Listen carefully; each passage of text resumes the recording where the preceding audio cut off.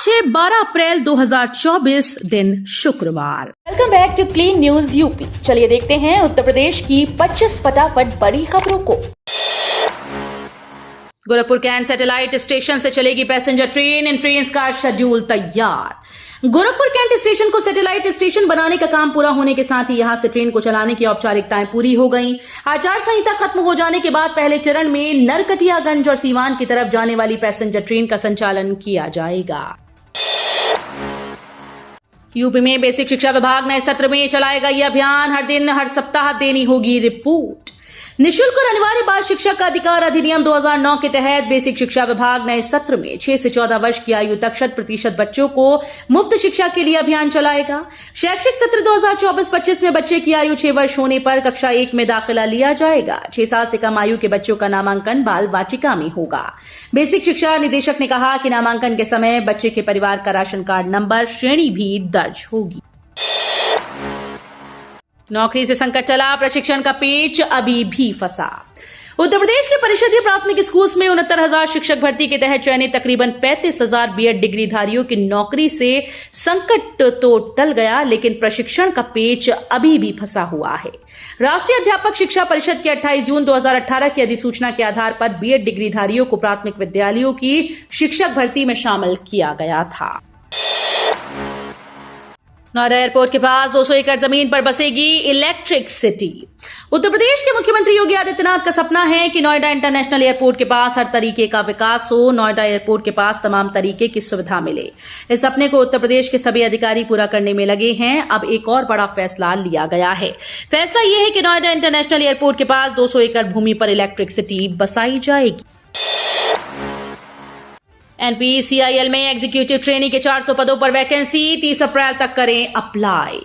Clear power corporation of India limited ने कई पदों पर भर्तियां जारी की हैं। एनपीसीआईएल के द्वारा कार्यकारी प्रशिक्षु यानी एग्जीक्यूटिव ट्रेनी के पदों के लिए आवेदन मांगे गए। इस भर्ती में उन्हें उम्मीदवारों का चुनाव किया जाएगा जिन्होंने गेट 2022, 2023 या 2024 की परीक्षा पास की। रजिस्ट्रेशन प्रोसेस शुरू हो चुका है। योग्य उम्मीदवार एनपीसीआईएल की आधिकारिक वेबसाइट के माध्यम से ऑनलाइन अप्लाई कर सकते हैं। लखनऊ की दोनों लोकसभा सीट्स का हाल।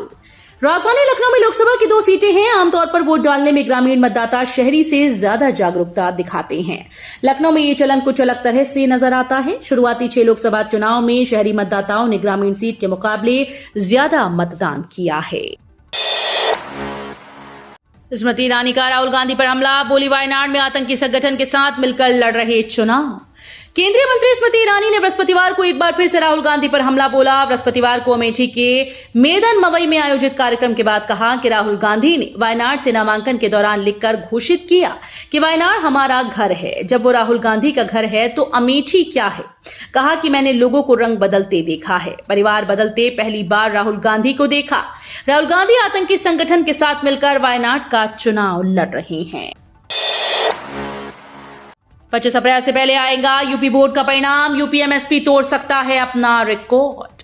यूपी बोर्ड हाई स्कूल और इंटर का परीक्षा परिणाम 25 अप्रैल से पहले जारी किया जा सकता है। अगर 25 से पहले परिणाम जारी हुआ तो यूपी बोर्ड अपना ही रिकॉर्ड तोड़ेगा। इसके पहले 2023 में बोर्ड ने 25 अप्रैल को परिणाम जारी किया था। यूपी बोर्ड की परीक्षाएं 25 फरवरी से शुरू हुई थी। परीक्षा में प्रदेश भर के करीब 55 लाख विद्यार्थी शामिल हुए थे। हर हर महादेव के जय घोष से भक्तों का स्वागत करेंगे पुलिसकर्मी। पुजारी की ड्रेस पहनकर तैनात। श्री काशी विश्वनाथ धाम में पुलिसकर्मी अब श्रद्धालुओं का स्वागत हर हर महादेव के जय घोष से करेंगे। मंदिर में श्रद्धालुओं के साथ बेहतर व्यवहार और अच्छा माहौल बनाने के लिए मंदिर के गर्भगृह में पुलिसकर्मियों को पुजारियों की वेशभूषा में तैनात किया गया है। पहले दिन का ये बदलाव श्रद्धालुओं के लिए भी अच्छा रहा। सीपी मोहित अग्रवाल के निर्देश के बाद धाम क्षेत्र में इसकी पहल शुरू हो गई। वोटर्स को लुभाने के लिए इस राज्य में सर्वाधिक प्रचार अभियान। यूपी, एमपी, राजस्थान राज्यों के आंकड़े करेंगे हैरान। लोकसभा चुनाव 2024 का प्रचार इस बार भले ही सड़कों पर नजर नहीं आ रहा, लेकिन भारत निर्वाचन आयोग से प्रचार की अनुमति मांगने के खूब आवेदन भारत निर्वाचन आयोग को पहुंच रहे हैं। आयोग की हालिया रिपोर्ट के अनुसार आचार संहिता प्रभावी होने से अनुमति के लिए अब तक देश भर में 73,000 से अधिक आवेदन आ चुके हैं। पीएम मोदी की सभाओं में महिलाओं को तवज्जो, सत्ता के लिए शक्ति को साध रही भाजपा। सत्ता बरकरार रखने के लिए भारतीय जनता पार्टी शक्ति को साधने में लगी है। 2024 के प्रधानमंत्री नरेंद्र मोदी के प्रचार अभियान के केंद्र में आधी आबादी को रखा गया। प्रधानमंत्री की रैलियों में मंच पर महिलाओं को खास तवज्जो दी जा रही है। मंच पर आधी आबादी की मौजूदगी बढ़ाई गई। पीएम की सभी रैलियों का संचालन भाजपा की महिला नेत्रियों से कराया जा रहा है। प्रधानमंत्री का संदेश आधी आबादी तक पहुंचाने का जिम्मा भाजपा महिला मोर्चा को सौंपा गया। 2 माह में तैयार होंगी शहर की ये 3 सड़कें, मिलेंगी राहत। रामगढ़ताल क्षेत्र में 2 माह में 3 सड़कों का काम पूरा होने से परिवहन सुविधा बेहतर हो जाएगी। इसमें रामगढ़ताल क्षेत्र के विद्युत उपकेंद्र तारामंडल से देवरिया बाईपास तक बनने वाले 2 4 लेन 1 माह में पूरे हो जाएंगे, जबकि 2 माह में रामगढ़ताल रिंग रोड बनकर तैयार होने की संभावना है। इन तीनों प्रोजेक्ट पर तेजी से कार्य किया जा रहा है, जबकि देवरिया बाईपास 4 लेन का काम भी जारी है। रामगढ़ताल क्षेत्र से देवरिया बाईपास रोड तक 2 4 लेन बन रहे हैं। यूपी से बार बार संसद पहुंचने वालों की संख्या लगातार बढ़ी, कोई 6 तो कोई 10 बार जीता। यूपी से बार बार संसद पहुंचने वालों की संख्या में लगातार इजाफा हो रहा है। प्रदेश में ऐसे नेताओं की लंबी फेहरिस्त होती जा रही है जो चुनाव दर चुनाव जीत दर्ज कराते हुए एक के बाद एक दूसरी, तीसरी, चौथी, 5वीं, 6ठी और 7वीं बार जीतकर लोकसभा पहुंचे हैं। इनमें से कई ऐसे जिनका प्रदेश ही नहीं बल्कि देश भर में बड़ा नाम रहा है। 2 सांसद तो ऐसे रहे जो पीएम के पद पर सुशोभित हुए हैं।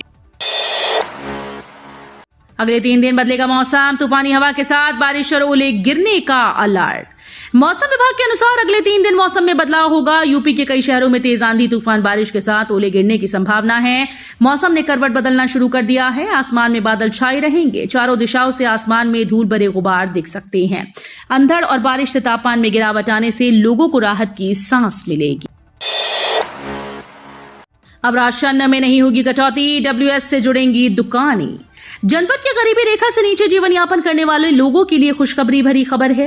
कोरोना काल से अब तक राशन वितरण प्रणाली पर कार्ड धारक कम राशन देने की शिकायत कर रहे थे। ऐसे में राशन वितरण प्रणाली में सुधार किया गया। जनपद के कोठेदारों की सभी दुकानें ई वेइंग स्केल से जोड़ी जाएंगी, यानी ई पॉस मशीनों को कांटे से जोड़ा जाएगा। गांधी परिवार की सीट पर सब्र की परीक्षा बनी रणनीति।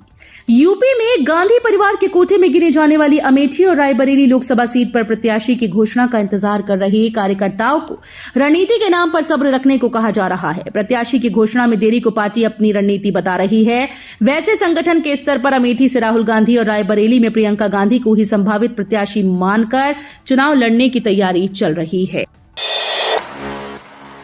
नोएडा मेट्रो का यात्रियों को तोहफा, सिर्फ एक कार्ड से करें दिल्ली मेट्रो में सफर। नोएडा मेट्रो यात्रियों को बेहतर कनेक्टिविटी देने के लिए लगातार प्रयास कर रही है। अब नोएडा मेट्रो में सफर करने वाले यात्रियों को एक और खास सुविधा दी जाएगी। एनएमआरसी ने नोएडा मेट्रो में टिकट खरीदने के बाद आधे घंटे के भीतर यात्रा करने की बाध्यता खत्म कर दी। मेट्रो लाइन पर टिकट इस्तेमाल करने की वैधता पूरे दिन के लिए बढ़ा दी गई। नोएडा मेट्रो में इस वक्त 50,000 से ज्यादा यात्री सफर कर रहे हैं। सफाई कर्मी की पेंशन न देने पर हाईकोर्ट सख्त, चेयरमैन और ईओ का वेतन रोकने का आदेश। इलाहाबाद हाईकोर्ट ने फंड की कमी बताकर सेवानिवृत्त कर्मियों के सेवानिवृत्ति परिलाभों का भुगतान न कर पाने वाले नगर पालिका परिषद सिरसागंज फिरोजाबाद के चेयरमैन अधिशासी अधिकारी के वेतन भुगतान पर रोक लगा दी। कोर्ट ने कहा कि सेवानिवृत्त सफाई कर्मी याची व समान कर्मचारियों के परिलाभों का भुगतान कर दिया जाता है तो वे आदेश वापसी की अर्जी दे सकते हैं। क्यूएस वर्ल्ड यूनिवर्सिटी रैंकिंग में लुढ़का आईआईटी इंजीनियरिंग एंड टेक्नोलॉजी वर्ग में 93वां स्थान। क्यूएस वर्ल्ड यूनिवर्सिटी रैंकिंग 2024 में आईआईटी कानपुर की रैंक लुढ़क गई। संस्थान को इंजीनियरिंग व टेक्नोलॉजी वर्ग में 93वां स्थान मिला, जबकि बीते साल रैंक 85वीं थी। संस्थान को विश्व में इस बार इलेक्ट्रिकल में 96वां स्थान मिला, जबकि पिछले साल रैंक 87 मिली थी। इंडियन नेवी को मिलेंगे ऐसे जहाज जो बन जाएंगे सभी युद्धपोतों की गार्जियन। भारतीय नौसेना के लिए पहले फ्लीट सपोर्ट शिप्स की स्टील कटिंग का काम शुरू हो गया। फ्लीट सपोर्ट शिप का मतलब वो जहाज जो युद्ध के दौरान हमारे युद्धपोतों की मदद करेंगे। स्टील कटिंग का मतलब उनके ढांचे के निर्माण के लिए स्टील को आकार देना शुरू कर दिया गया। स्टील कटिंग के कार्यक्रम में नौसेना के अधिकारी और जहाज बनाने वाली कंपनी यानी हिंदुस्तान शिपयार्ड लिमिटेड के अधिकारी मौजूद थे। आज 12 अप्रैल को बंद रहेगी रिजर्वेशन सेवा। भारतीय रेलवे यात्रियों की सेवा में 24 घंटे काम करती रहती है। यही वजह है कि रेलवे को मेंटेनेंस और सॉफ्टवेयर अपग्रेड से जुड़े काम करने का समय नहीं मिल पाता। मेंटेनेंस के काम करने के लिए रेलवे को बीच बीच में ब्लॉक लेना पड़ता है। कुछ ऐसा ही आज 12 और 13 अप्रैल की मध्य रात्रि को होने वाला है। उत्तर रेलवे ने जानकारी दी है कि इस दौरान रेलवे की दिल्ली PRS सर्विस 11:45 पर सुबह से 4:15 तक बंद रहेगी। सीएम योगी और प्रियंका गांधी की होगी रैली, सुरक्षा में तैनात रहेंगे 700 जवान। उत्तर प्रदेश के सीएम योगी आदित्यनाथ व कांग्रेस की राष्ट्रीय महासचिव प्रियंका गांधी 13 अप्रैल को हल्द्वानी व रामनगर में जनसभा करेंगे। दोनों माननीयों की सुरक्षा के लिए पुलिस ने कमर कस ली है। 4 कंपनी PAC समेत 700 पुलिसकर्मी माननीयों की सुरक्षा में तैनात रहेंगे। यूपी की 4 सीटों पर हाथी की चाल से मुरझा सकता है कमल। पिछले कुछ चुनाव में राजनीतिक गलियारों में मायावती के ऊपर भारतीय जनता पार्टी के B टीम होने का टैग लग रहा था, पर इस बार जिस तरीके से भारतीय जनता पार्टी ने चुन चुन के प्रत्याशी उतारे हैं, वो प्रत्याशी कुछ जगहों पर इंडिया गठबंधन के लिए मुश्किलें तो हैं ही, वहीं कुछ जगहों पर वो NDA के प्रत्याशियों को भी परेशान कर सकते हैं। अंबेडकर शोभा यात्रा के लिए आगरा में ट्रैफिक डायवर्ट, कड़ी सुरक्षा के बीच ये रहेगा यात्रा का रूट। आगरा में अंबेडकर शोभा यात्रा के लिए Deori road Nandpura dairy farm ground में भीमनगरी सजाई जा रही है। आगरा में 14 अप्रैल की शाम से यातायात व्यवस्था लागू होगी। रात को नो एंट्री नहीं खुलेगी। ड्रोन से सभी इलाकों पर नजर रखी जाएगी। आगरा में डॉक्टर भीमराव अंबेडकर शोभा यात्रा के मद्देनजर सुरक्षा के कड़े इंतजाम किए गए हैं। यातायात व्यवस्था में फेरबदल होगा। MBBS सीट्स में होगा बंपर इजाफा। 112 नए मेडिकल कॉलेजेस को मिली मंजूरी, 22 यूपी और 1 दिल्ली में। MBBS कर डॉक्टर बनने का सपना देख रहे विद्यार्थियों के लिए अच्छी खबर है। नेशनल मेडिकल कमीशन ने देश भर में 112 नए मेडिकल कॉलेजेस की स्थापना को मंजूरी दी। इससे देश में मेडिकल कॉलेजेस की संख्या 800 के पार हो जाएगी।